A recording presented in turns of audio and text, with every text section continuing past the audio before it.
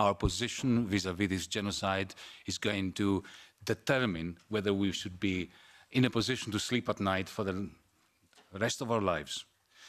Free Rima Hassan, end the genocide, end apartheid now.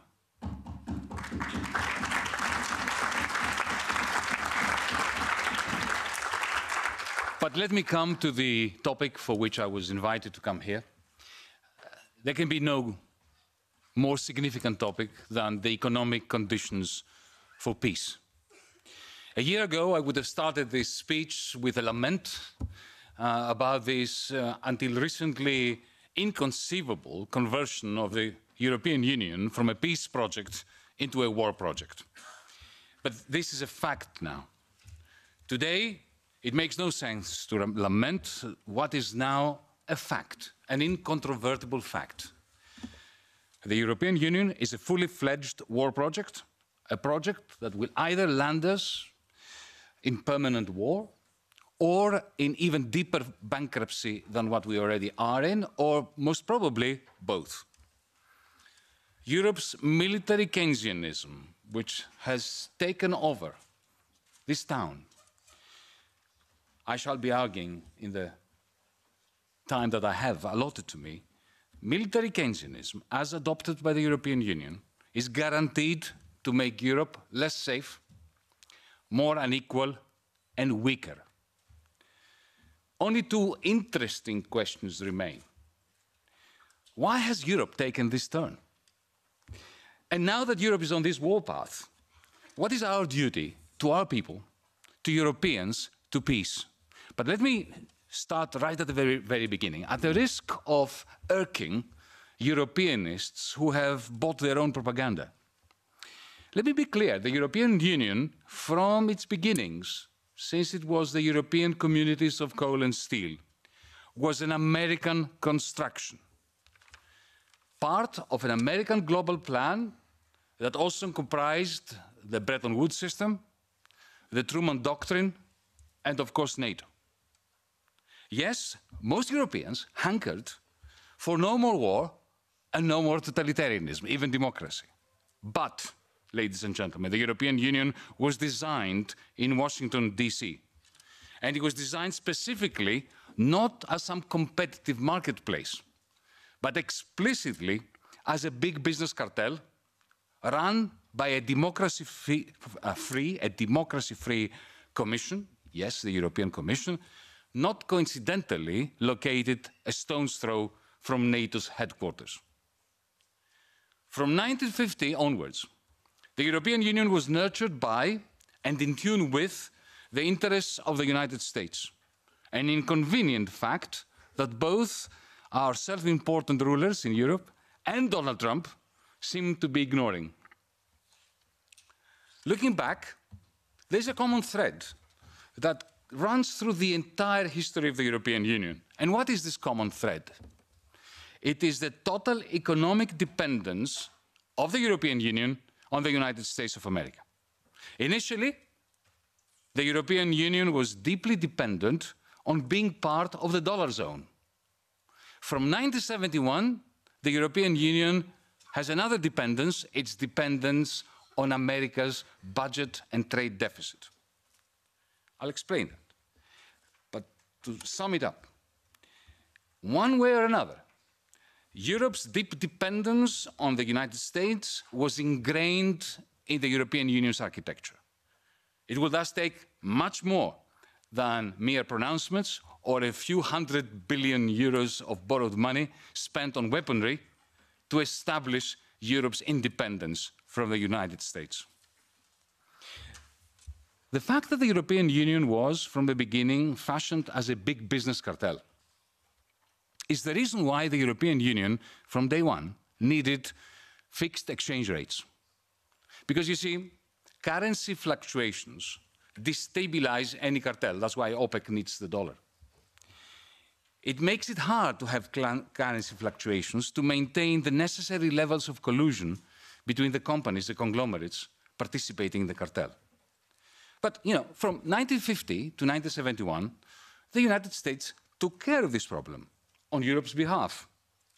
As long as we were running a trade deficit in relation to the United States, we were allowed to be part of the dollar zone, our currencies pegged to the American dollar. But when around 1969, 1970, Europe and Japan, Europe started running a trade surplus with the United States, it was game over. On the 15th of August 1971, the Donald Trump of that era, remember him? President Richard Nixon, the Donald Trump of 1971. He got rid of Europe. He jettisoned Europe from the dollar zone. He sent his Treasury Secretary to Europe to give us the message, our leaders the message, that the dollar is our currency, he said, an American currency, and looking at the Europeans, and it is your problem. Two things happened next.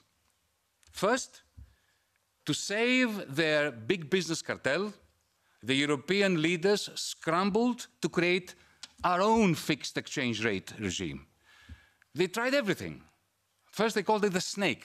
Does anyone remember the snake? Then it was a European monetary system, then the European exchange rate mechanism.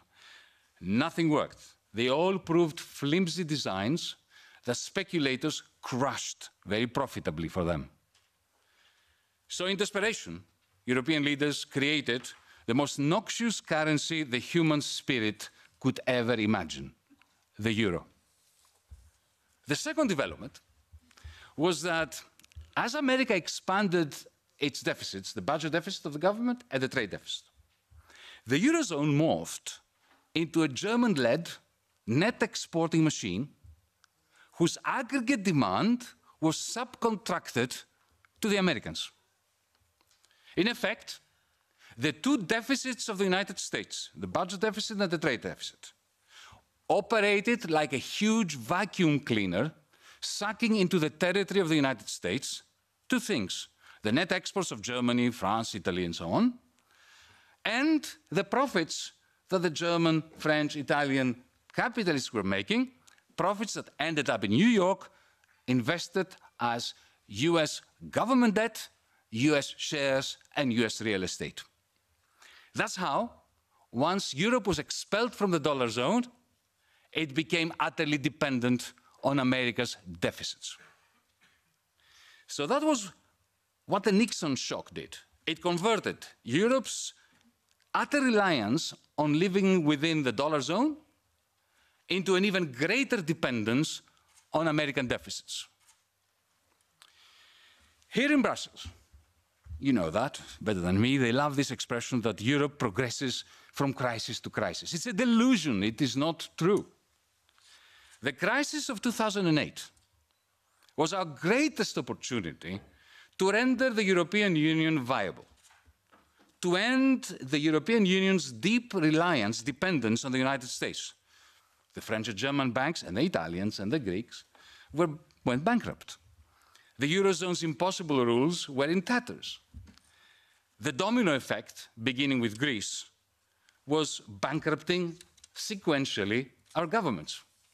It was the perfect opportunity to transform the European Union from a big business cartel, inherently reliant on the United States, into a functional, balanced, internally balanced European Union, a kind of federation. But instead, Europe's political center, both the center-right and the center-left, decided that they would change everything. They would do whatever it takes to make sure that nothing changes. And how did they do that? They did their worst. Universal austerity for the many in every country, and frantic money printing from Frankfurt for the financiers and for the big business cartel. Ladies and gentlemen, what happens when you crush the incomes of the many and you hand over trillions, minted trillions, to the very few? I'll tell you what happens. The many become too poor to buy high-valued goods. Business does not invest. Why would they invest when the many can't afford? So business takes the money that the central bank prints and buys back its own shares, buys art, Bitcoin, houses. Asset price inflation goes up, while incomes and investment go south. The natural result is soul-crushing levels of inequality and deep popular discontent. The people got desperate. Why? They even voted somebody like me to be the finance minister of one of our countries. Then, in a state of panic, Brussels and Frankfurt overthrew governments like mine, or made Mr. Tsipras overthrow his own government on their behalf, using not the tanks, as the coup d'etat in 1967 did in Greece. No, they used the banks. But, you know, a coup d'etat is a coup d'etat. There's not much of a difference. Okay, guess what happens next? Just as in the mid-war period, xenophobia and the ultra-right rose up through the woodwork. It did again after 2010, 2015. The ultra-right proved a godsend for the shockingly unpopular radical center, whose politicians could now say to the voters, it's us, the fascists, or... Sorry, it's us or the fascists. But it was equally a godsend for the ultra-right, who needed the radical center to impose the austerity policies which created the discontent and the poverty, which fueled the anger that delivered votes to the ultra-right. Put differently, if Mr. Macron and Mrs. Le Pen had any sense, they should frame each other's photographs and put them on the bedside table next to their bed and say a little prayer to each other every night, because they are so much in need of one another. Liberal totalitarianism and the ultra-right xenophobic totalitarianism are accomplices. They feed off each other. Meanwhile, austerity for the many and money printing for the few depletes Europe's productive foundations. It's been doing so since 2009. It depletes our social fabric, our sense of collective purpose. That's how the European Union lost any legitimacy it had in the eyes of the public. Now, sensing this, the liberal totalitarians in power came up with one failed grand initiative after the other. Who can forget the eminently forgettable Juncker Plan? Does anybody in this room remember the Juncker Plan? How about the banking union, or the Green Deal, or more recently, Mario Draghi's great report, which has now joined everything I just mentioned in the dustbin of history. Impressive numbers were announced periodically, but they've always dependently failed to materialize. It was inevitable. As long as our rulers said no to the political union that could sustain a proper, a macroeconomically significant Eurobond, the money to fund the necessary investment could never materialize. Even when they finally issued common debt during the pandemic with the recovery fund, what they ended up with was common liabilities, common debts, but no common purpose. Every grand initiative ever announced in this town was a dance with failure. It proved nothing more than smoke and mirrors by which they disguised the nakedness of the European Union. The result? After 15 years, maybe more, of net zero productive investment, can you actually grasp this? For 15 years now, Europe has been investing zero in net terms in productive activities. After 15 years of this, Germany is, surprise, surprise, deindustrializing. And along with it, it is pulling down Eastern and Central Europe, Northern Italy, Belgium, the whole cabal. Simultaneously, political paralysis grows on the back of fiscal stress. Neo-fascism and xenophobia are on the rise. Europe's dependence on the United States at a time when the new administration is cutting us loose is increasing. And the rest of the world looks at Europe as what could have been, which now has become an irritating irrelevance. In this sad context, our great and good leaders had another woeful idea, another grand initiative. Now that the Green Deal is dead in the water, as it is, why not try, and now that the recovery fund is almost spent, why not try military Keynesianism? Ladies and gentlemen, military Keynesianism has worked in the United States. And it was worked in the United States because America has federal institutions, monetary sovereignty, fiscal power, the technostructure. It has a common procurement process that is essential to sustain a military Keynesianism. Europe has none of that. And we don't even have leaders who are interested in discussing how to acquire those things which we don't have. This is why military Keynesianism will and cannot work in Europe. Thank goodness it can't work. Thank goodness it can't work. For it, if it could work, suppose it could work, Europe would have to emulate the United States in starting a war every year, or every other year, or every 6 months, so that the stocks of munitions, missiles, could be depleted sufficiently to maintain the military Keynesian multiplier accelerator. Nevertheless, while Europe's military Keynesianism cannot and should not work, it serves a purpose, a real purpose.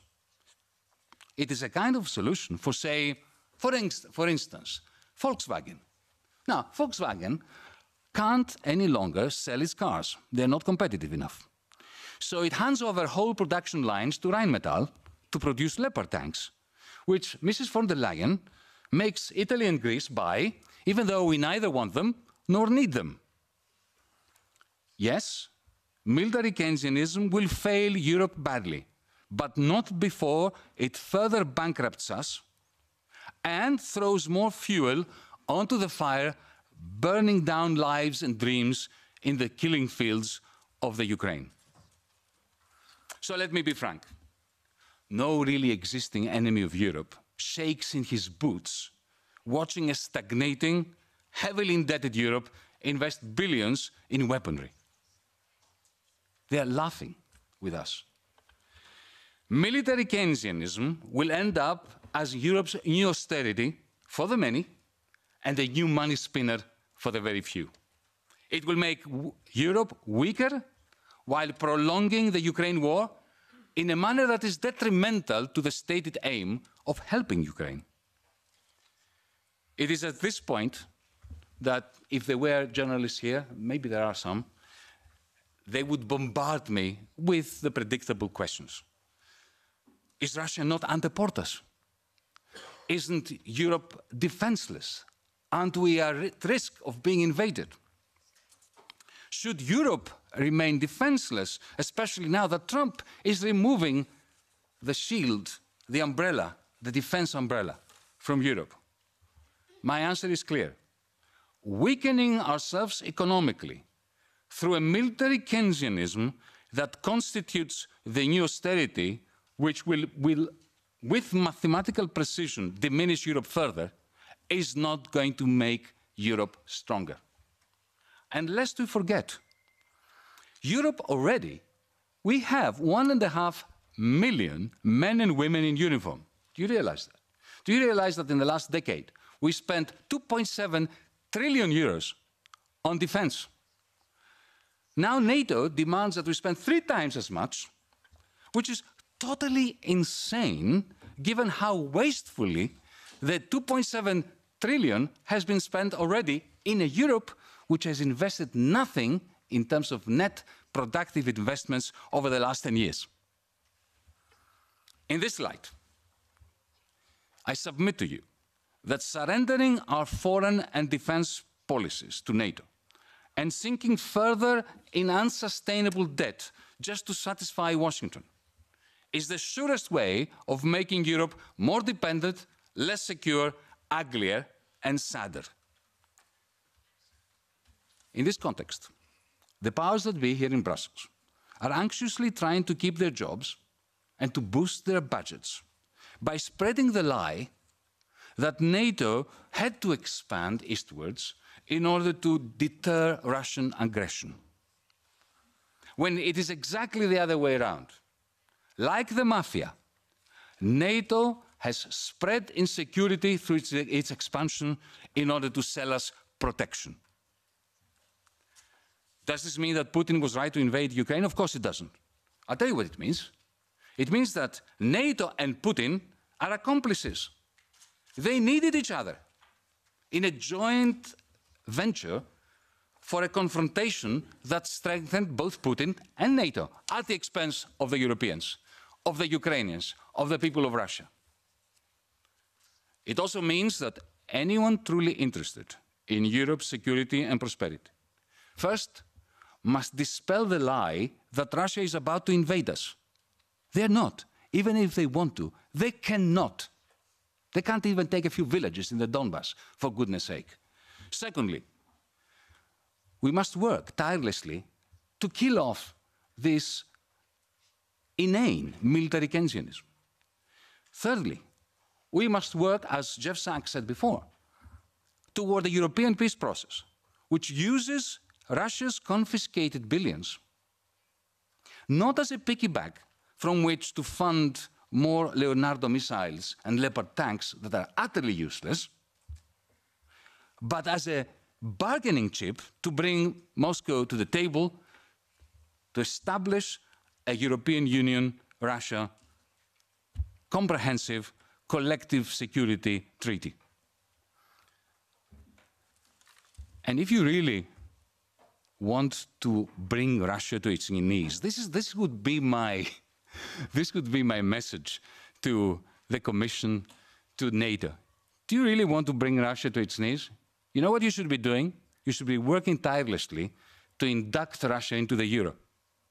Because if you did bring Russia into the euro, in one fell swoop, you would have wrecked Russia's productive basis. You would have bankrupted the people and the state of the Russian Federation. You would have made its leaders rush to Brussels and to Frankfurt with begging bowl in hand.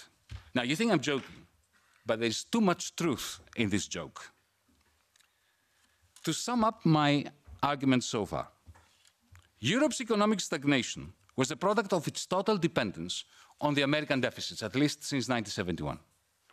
This dependence yielded Europe's complicity with a decade-long American project of inciting a war in Ukraine. And now that the United States is decoupling, our rulers, resembling decapitated chickens, are running around without their heads screwed on, struggling to find ways of continuing to impede peace in Ukraine so as to use military funding to prop up Europe's faltering big business cartel. Ladies and gentlemen, as we speak here today, Europe is falling headlong into another ethical void. We mentioned it at the beginning, but I have to mention it again. The Palestinian genocide. It's not just the embarrassment, also known as Mrs. von der Leyen, posing like a cheerleader in front of the tanks of the Israeli army before it stormed Gaza to commence the genocide. No. The European Union is not merely complicit due to its subservience to the United States in what's happening in Israel and Palestine. No. The European Union is actively funding Israel. Lest we forget, it does so directly, cynically, with no compunction. BNP Paribas and Allianz underwrite the issues of Israeli government bonds that fund the Israeli meat grinder in the Palestinian occupied territories. Maersk is the prime transporter of the military machine that is now at work in Gaza. Since 2007, the European Union has channeled 2 billion euros of research funding to Israeli entities. But there's something even scarier going on. Some of our top institutions for which we're proud as Europeans, depend financially on Israel. Imagine that Europe were to do its duty today and sanction Israel. The Technical University of Munich stands to lose 195 million of funding in research projects in collaboration with Israeli entities. Ladies and gentlemen, it's important to remember the context, the historical context, and the guilt that the whole of Europe carries on its shoulders. After all, the pogroms against the Jews started here in Europe. Europeans carried out genocides in Africa, in the Americas, in Australia. When we formed the European Union, we claimed a chance to make amends. However, our dependence on the United States and our ruling classes' penchant to profit from imperialism have made this impossible. Yet again, as a result, Europe's hands are covered in the blood of innocents in Gaza, in the Ukraine, in the Sudan, in Libya, in Yemen, in Syria. It has also brought totalitarianism back in our midst, here in Europe. Permit me a personal statement. When the German authorities banned me from entering Germany, including by Zoom, in April 2024, for the crime of co-organizing with German Jews a conference in Berlin on the theme of a just peace in the Middle East, they were making a point.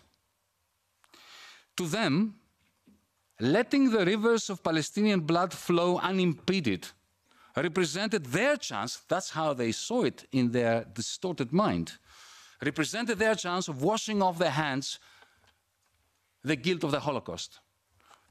Over the other German genocide in Namibia, perhaps of Belgium's crimes against humanity in the Congo. There's a clear warning for us all. Economic stagnation in Europe begets warmongering, which begets a revived European settler mentality. This Europe has fallen so far into a moral crevice that it cannot easily climb out of it.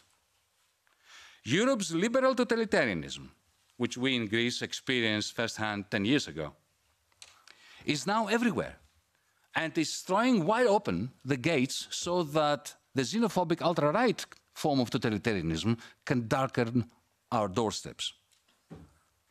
The time to rise up is now, on behalf of the peoples of Europe. So, what must we do? Let us begin by grasping that the economic conditions for peace start by decoupling Europe from America's wars. But for that, we must end once and for all Europe's dependence on America's deficits. We, DiEM25, our movement, have worked for a decade on a plan for Europe. We call it the Green New Deal for Europe. And we're happy to share it with whoever wants to take it, adapt it, revise it, use it. You, the Five Star Movement, and other progressive parties, you have the organization that our movement lacks. We need to work together. We need to work together towards the task of a plan for Europe that may work, while also organizing civil and hopefully governmental disobedience to what this Europe is doing at the expense of Europeans. Ladies and gentlemen, we face a choice. A choice between a dependent on the United States, warmongering, stagnating Europe, or an independent, non-aligned, prosperous green Europe. A choice between a von der Leyen-type commission that greenlights genocide, impedes peace, illegally deletes her Pfizer chat history, lobbies for Lockheed Martin, and borrows money we can't repay to buy weaponry we don't need, while condemning people and planet to impunity, or European institutions optimized against raw power and in favor of common prosperity. A choice between being at the beck and call of the boardrooms of Rheinmetall, Leonardo, and Pfizer, blind to the tax havens in which war profits and tax fraud hides, while our coast guards turn refugees into corpses? Or a Europe of rational, that is radical humanism? To even have this choice, our immediate task must be to end war, to end genocide, and to terminate, before it's too late, the new austerity going by the name of military Keynesianism. Thank you.